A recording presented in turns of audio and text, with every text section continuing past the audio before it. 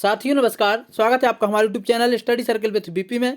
हम चर्चा कर रहे हैं मध्य प्रदेश शिक्षक भर्ती वर्ग 3 के बारे में। दोस्तों आज के बारे में हम जानेंगे कि मध्य प्रदेश शिक्षक भर्ती वर्ग 3 के लिए किस तरीके की हमसे पर्यावरण पूछी जाएगी, जिसके बारे में हम आज चर्चा करने वाले हैं। और आपको बता दें कि इसके पहले के वीडियो आपको हमारे चैनल पर मिल जाएंगे। हम आपके लिए काफ़ी महत्वपूर्ण पर्यावरण के विस्तृत वीडियो लेकर के आएंगे और लास्ट के मंथ में आपको हम ऑब्जेक्टिव सीरीज लेकर के आएंगे। यदि आप वर्ग 3 की तैयारी करना चाहते हैं तो हमारे चैनल को सब्सक्राइब कर लें, वीडियो पसंद आए तो उसको लाइक कर लें, साथ ही बेल आइकन प्रेस कर लें ताकि समय समय पर आपको नोटिफिकेशन मिल सके।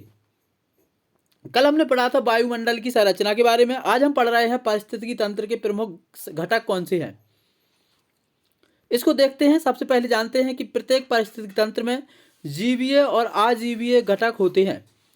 मतलब जब भी कोई पारिस्थितिक तंत्र होती है तो उसमें जीव और अजीव दो तरीके के घटक होते हैं।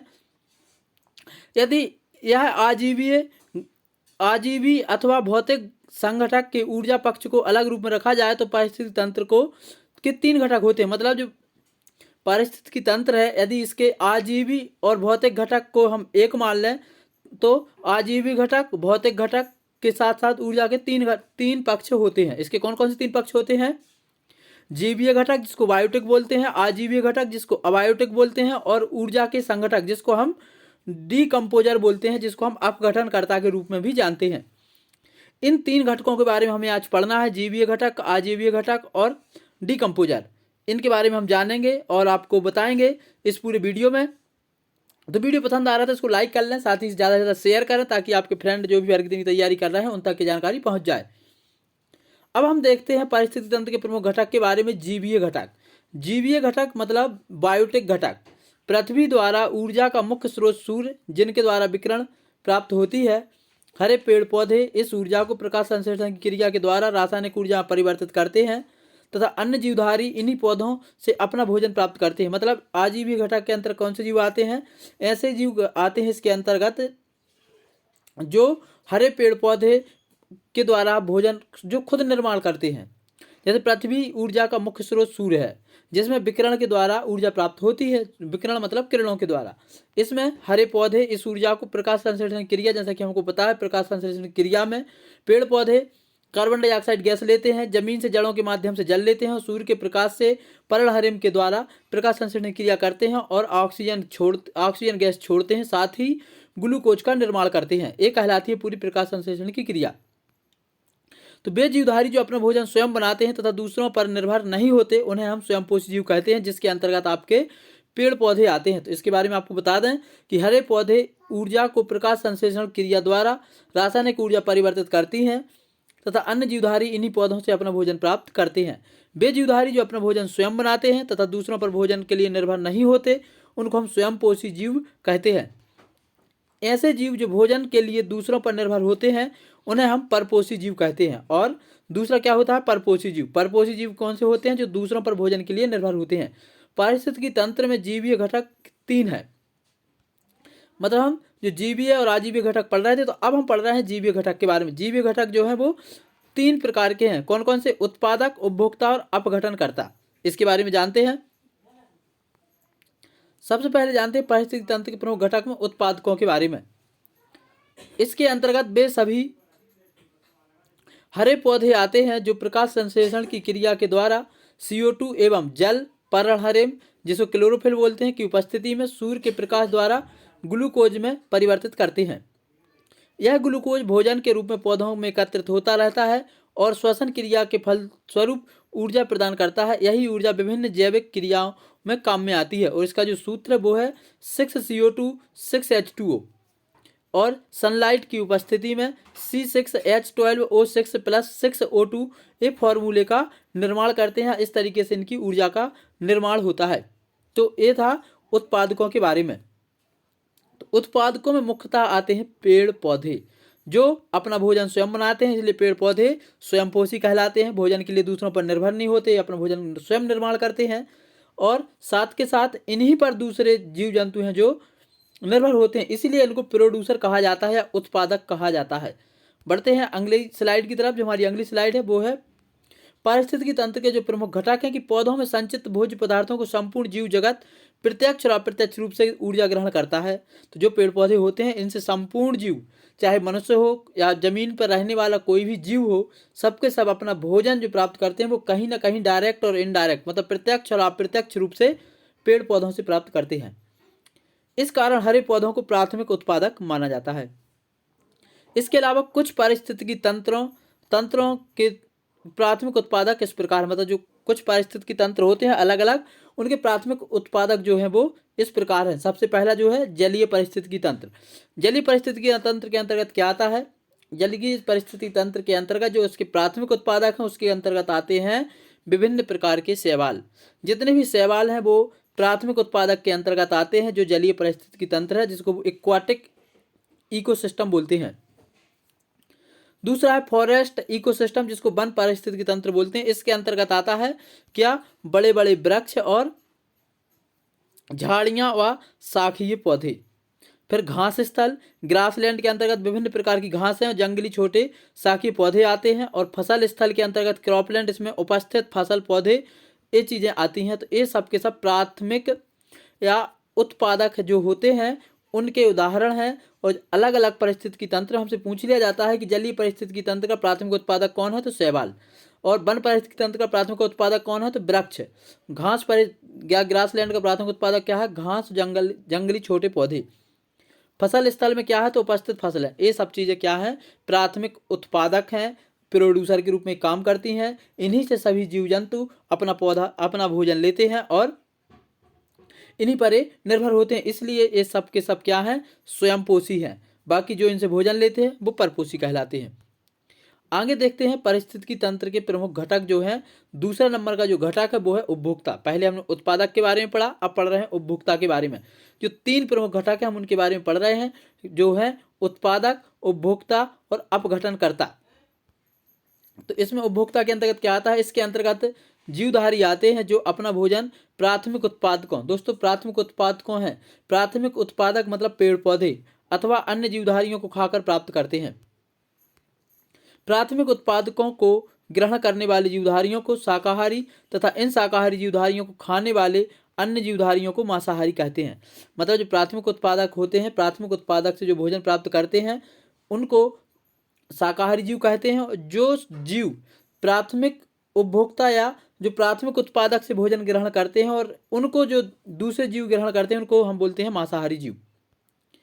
इस प्रकार सभी उपभोक्ताओं में परपोषी गुण पाया जाता है। हम इस बात का याद रखना है, चाहे कोई भी उपभोक्ता हो, चाहे प्राथमिक उपभोक्ता हो या द्वितीयक उपभोक्ता हो या तृतीयक उपभोक्ता हो, सभी के सभी उपभोक्ता किसके अंतर्गत आते हैं? परपोषी के अंतर्गत आते हैं। और सभी के सभी उत्पादक काय के अंतर्गत आते हैं? स्वयंपोषी के अंतर्गत आते हैं। आगे देखते हैं, जो आगे हम बताएं आपको कि जो उपभोक्ता होते हैं, जो कि हमने आपको बताया है यहाँ पर आपको कि प्रथम उपभोक्ता, तो उपभोक्ता की हमने परिभाषा देख ली। अब उपभोक्ता भी 3 प्रकार के होते हैं। कौन कौन से होते हैं? प्राथमिक उपभोक्ता, द्वितीयक उपभोक्ता और तृतीयक उपभोक्ता। प्रथम श्रेणी के उपभोक्ताओं को प्राथमिक उपभोक्ता कहा जाता है। इस श्रेणी के अंतर्गत वे जीवधारी आते हैं जो प्राथमिक उत्पादकों मतलब पेड़ पौधों से अपना भोजन ग्रहण करते हैं। यह शाकाहारी होते हैं। इसके अंतर्गत गाय, बकरी, खरगोश, हाथी, जिराफ, टिड्डा, चूहा आदि इस श्रेणी के अंतर्गत आते हैं। ये सभी के सभी जो हैं ये इनको प्राथमिक उपभोक्ता कहते हैं, जो प्राथमिक उत्पादक से अपना भोजन ग्रहण करते हैं। इसके बाद जो हमारा अगला है द्वितीयक उपभोक्ता। द्वितीयक उपभोक्ता की श्रेणी के अंतर्गत कौन आता है? तो इस श्रेणी के अंतर्गत वे जीव आते हैं जो प्राथमिक उपभोक्ता, दोस्तों प्राथमिक उत्पादक और प्राथमिक उपभोक्ता में अंतर है। प्राथमिक उत्पादक में पेड़ पौधे आते हैं और प्राथमिक उपभोक्ता में प्राथमिक उत्पादक से अपना भोजन प्राप्त करने वाले जीव आते हैं। जैसे आपका गाय, बकरी, भैंस, हाथी, टिड्डा, जितने भी जीव शाकाहारी होते हैं सब इसके अंतर्गत आते हैं। यह है जो मांसाहारी होते हैं। द्वितीयक उपभोक्ता जितने होते हैं वो कैसे होते हैं? मांसाहारी। प्राथमिक उपभोक्ता कैसे होते हैं? शाकाहारी। टिड्डी द्वारा मेंढक शाकाहारी मछली का मांसाहारी मछली द्वारा तथा चूहे का बिल्ली द्वारा, हिरण का जो है वीडियो द्वारा खाया जाना, इन उदाहरणों का इसके अंतर्गत क्या आता है? टिड्डी द्वारा मेंढक, मतलब टिड्डी का मेंढक द्वारा। टिड्डी को कौन खाता है? मेंढक। तो यहाँ पर प्राथमिक उपभोक्ता कौन हुआ? टिड्डी। और द्वितीयक उपभोक्ता कौन हुआ? मेंढक। इसके बाद शाकाहारी मछली का मांसाहारी मछली द्वारा, मतलब शाकाहारी जो मछली होती हैं वो जलीय परिस्थिति से कुछ शाकाहारी चीज़ें खाती हैं, कुछ मछलियाँ दूसरी मछली को खा जाती हैं, तो ये मछली मांसाहारी मछली हो गई। तो यहाँ पर शाकाहारी मछली हुई प्राथमिक उपभोक्ता और मांसाहारी मछली हुई द्वितीयक उपभोक्ता। ऐसे ही चूहे का बिल्ली द्वारा, मतलब चूहे को बिल्ली द्वारा खाया जाना, तो चूहा हुआ हमारा प्राथमिक उपभोक्ता और बिल्ली हुई आपकी द्वितीय उपभोक्ता। दोस्तों यहाँ पर अगला है हिरण का भेड़िया है, यहाँ पर जो वीडियो लिख गया है वो गलती से यहाँ पर है भेड़िया, तो हिरण का भेड़िए द्वारा, मतलब भेड़िया जब हिरण को खाता है तो हिरण है हमारी प्राथमिक उपभोक्ता और भेड़िया है हमारा द्वितीय उपभोक्ता। खाया जाना इसके प्रमुख उदाहरण है। भेड़िया जो है द्वितीय श्रेणी को उपभोक्ता, ये सब के सब कैसे कहलाएंगे? द्वितीय श्रेणी को उपभोक्ता कहलाएंगे। कौन कौन कहलाएंगे द्वितीय श्रेणी को उपभोक्ता? सबसे पहले मेंढक, दूसरा मांसाहारी मछली, बिल्ली, भेड़िया, और इसके अलावा जितने भी जीव ऐसे हैं जो प्राथमिक श्रेणी के उपभोक्ताओं को खाते हैं वो सब के सब हैं जो मांसाहारी के अंतर्गत आते हैं। आगे बढ़ते हैं, जो अगला है हमारा वो है तृतीय श्रेणी के उपभोक्ता।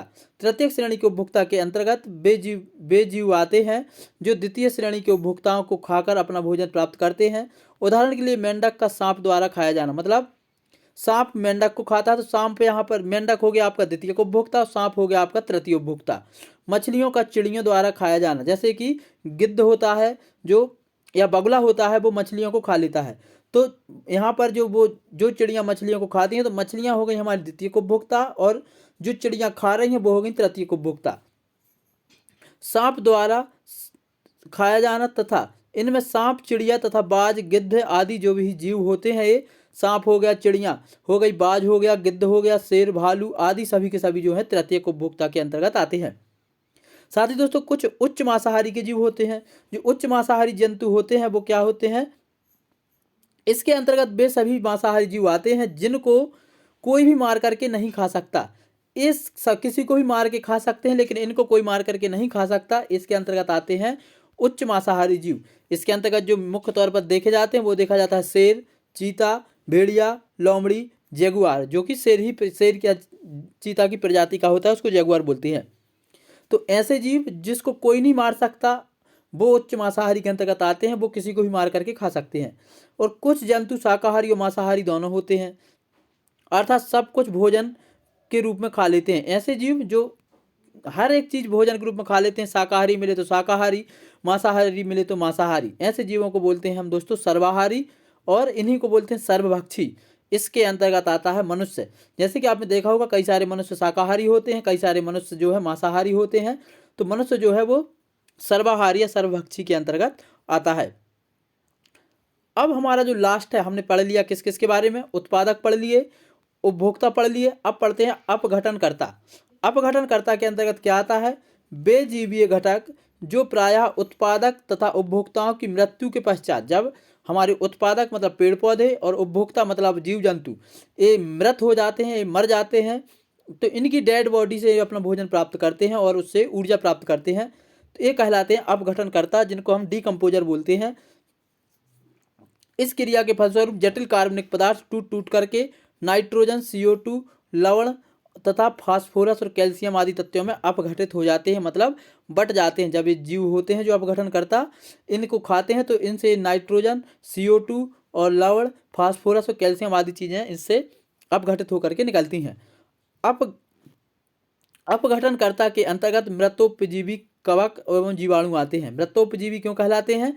क्योंकि मृत जीवियों पर ये निर्भर होते हैं, तो ये मृतोपजीवी भी कहलाते हैं। कौन? अपघटनकर्ता। इसके अलावा अपघटनकर्ता मृत पौधों एवं जंतुओं का अपघटन करके पृथ्वी को साफ करते हैं, इसलिए इन्हें प्रकृति का मेहतर भी कहा जाता है। मतलब ऐसे जो अपघटनकर्ता होते हैं ये पूरे के पूरे जितने जीव जंतु मृत हो जाते हैं उनको अपघटन करके पृथ्वी से सफाया कर देते हैं, इसलिए पृथ्वी साफ हो जाती है और ये हमारी पृथ्वी के संतुलन बनाए रखने के लिए काफ़ी जरूरी है, इसलिए इनको पृथ्वी का मेहतर भी कहा जाता है। इस तरीके से हमने देखा पारिस्थितिकी तंत्र के प्रमुख घटकों के बारे में। आज की इस वीडियो में इतना ही। यदि वीडियो पसंद आया तो उसको लाइक कर लें, साथ ही चैनल को सब्सक्राइब कर लें। अंत तक वीडियो देखने के लिए सभी का बहुत बहुत धन्यवाद। जय हिंद।